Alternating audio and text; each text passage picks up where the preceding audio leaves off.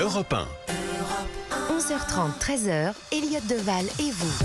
Midi 34 sur Europe 1, on poursuit notre émission en direct jusqu'à 13h. On a parlé de la situation en Iran, on vous a apporté les toutes dernières informations. Revenons sur l'Europe, la liberté d'expression et ce qui se passe en Belgique pourrait se passer dans les prochaines semaines, les prochains mois, les prochaines années, pourquoi pas en France. Un média belge a été sanctionné pour avoir bafoué le fameux cordon sanitaire médiatique qui est mis en place en Belgique. Le média belge 21 News a été sanctionné le 18 février par le Conseil de déontologie journalistique pour avoir publié le discours prononcé par le vice-président américain J.D. Vance lors de la conférence de Munich.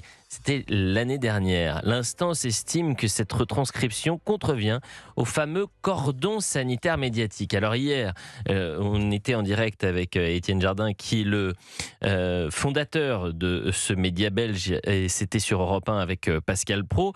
Et j'ai trouvé, je connaissais pas cette information. J'ai trouvé cette information tellement dingue qu'avec les équipes de Valez-vous et avec Alexandre Omar notamment, on s'est dit mais il faut absolument prolonger la discussion. C'est hallucinant.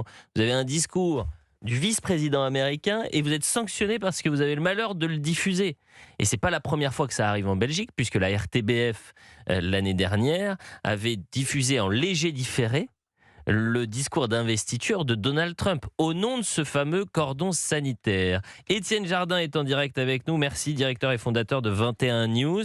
Alors, depuis un peu plus de 24 heures, est-ce que ce qui vous est arrivé est en train de prendre de l'ampleur médiatiquement et même au-delà de la Belgique, en quelque sorte, Étienne ?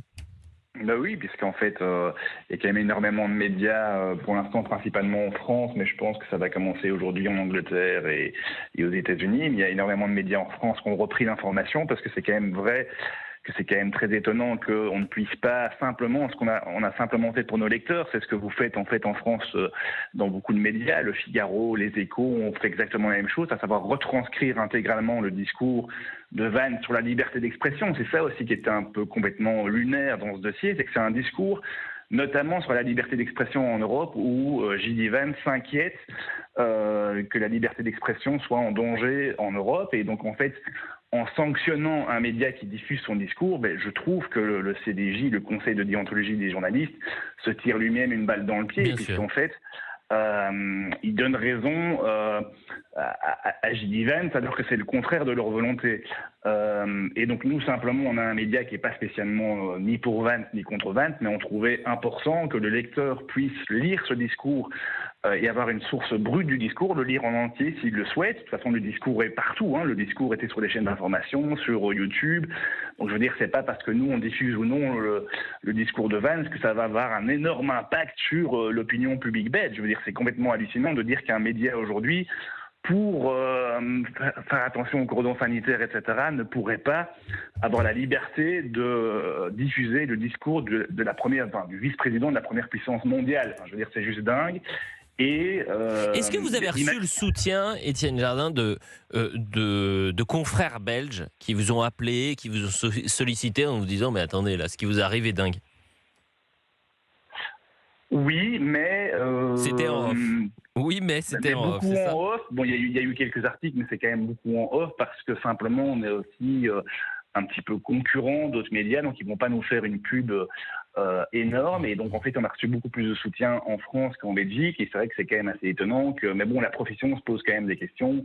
Les gens, c'est tellement ahurissant que les gens comprennent qu'il y a quand même un problème. Je veux dire, parce qu'en fait, admettons que ce soit Joe Biden. Joe Biden, président des États-Unis, on retranscrit son discours forcément parce qu'en fait, le Conseil de déontologie des journalistes nous reproche de ne pas avoir suffisamment recontextualisé, mis en perspective, interprété, critiqué.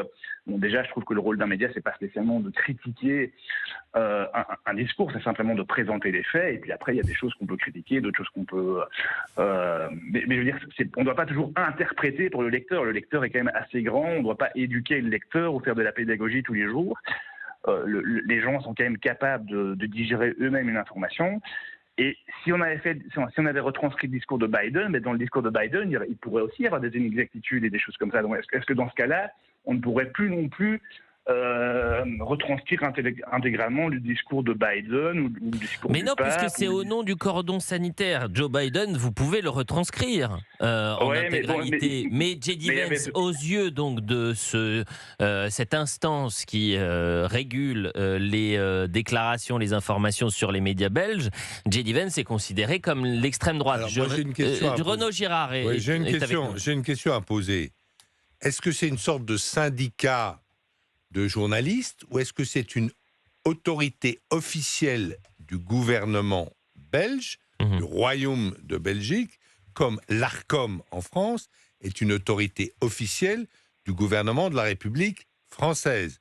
Alors si c'est une sorte de syndicat des journalistes mainstream et bien pensants, effectivement, ils peuvent condamner qui ils veulent. Mais c'est pas ça justement, je crois. Étienne Jardin, c'est un peu un mix des deux. Ça a été créé par une ordonnance ministérielle. Donc c'est un organisme qui est subsidié aussi en partie par l'État et par les pouvoirs publics et en partie par les éditeurs. Donc en fait, cet organisme est financé à la fois par les éditeurs et à la fois par l'État.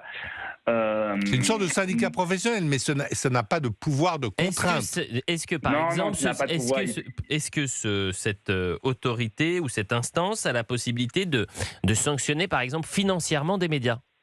Non. Est-ce qu'elle a la possibilité de fermer une chaîne? Non, donc c'est pas effectivement. Du tout. Oui, c'est un syndicat des bien-pensants. Bon, ils font ce qu'ils veulent. Ils n'ont pas de pouvoir de contrainte, donc ils ne sont pas étatiques. Le gouvernement les finance, mais enfin, en France, le gouvernement finance des centaines d'associations. Ce qui est, en revanche, là où vous avez... il s'est passé une autre chose en Belgique, en tout cas contre un résident belge, c'est qu'il y a un pépère à la retraite, un Suisse, qui s'appelle Jacques Beau. Bon, il était colonel des services secrets suisses, il a fait toute sa carrière. Et puis, il a pris sa retraite, il a décidé de faire un blog sur la guerre en Ukraine, Russie contre Ukraine. Il a pris des positions qui sont d'ailleurs pas les miennes, très très pro-russes. Bon, voilà, il dit que c'est les Ukrainiens qui sont responsables de la guerre, etc. Mais ça fait quand même partie de la liberté d'expression. On a le droit d'avoir l'avis qu'on veut sur cette guerre entre la Russie et l'Ukraine. Il a fait un blog. Eh bien, figurez-vous que le Conseil européen, alors c'est une instance européenne, le Conseil européen l'a sanctionné. Il est sur la liste des sanctions. Ça veut dire quoi quand vous êtes sanctionné? Il est suisse, lui. Eh bien, mais il vit en Belgique. Eh bien, vous n'avez plus le droit d'avoir un compte en banque. Ok, donc vous savez, en France, Elliott Deval, c'est pas facile de vivre sans compte bancaire, sans carte bleue, sans rien. Il n'a pas le droit, et il n'a même pas le droit de se rendre là où il habite, c'est-à-dire en Belgique, parce que vous êtes interdit de l'Union européenne. C'est pas une décision judiciaire, c'est le Conseil européen qui l'a traité comme un oligarque russe, alors que là, c'est une atteinte mais directe et flagrante à la liberté d'expression. Une courte pause, on revient dans un instant. Je vois qu'il y a des auditeurs d'Europe 1 qui souhaitent réagir. Il est 12h42, on revient dans quelques secondes. Et vous pouvez réagir au 01 80 20 39 21, le numéro du standard d'Europe 1. Et non surtaxé. À tout de suite avec Elliott Deval sur Europe 1. Le top jeu Europe 1 de la chance. Et là, oui, vous venez d'entendre le top jeu Europe 1 de la chance, parce que vendredi prochain est un vendredi 13. Et oui, donc peut-être que c'est votre jour de chance, chers auditeurs. Alors n'hésitez pas, inscrivez-vous dès maintenant. Vous avez 15 minutes pour vous inscrire au tirage au sort en vous inscrivant dès maintenant, en envoyant votre SMS Europe 1 au 7 39 21 pour gagner, écoutez bien, un iPad et un iPhone 17 pour vous. Tirage au sort la semaine prochaine.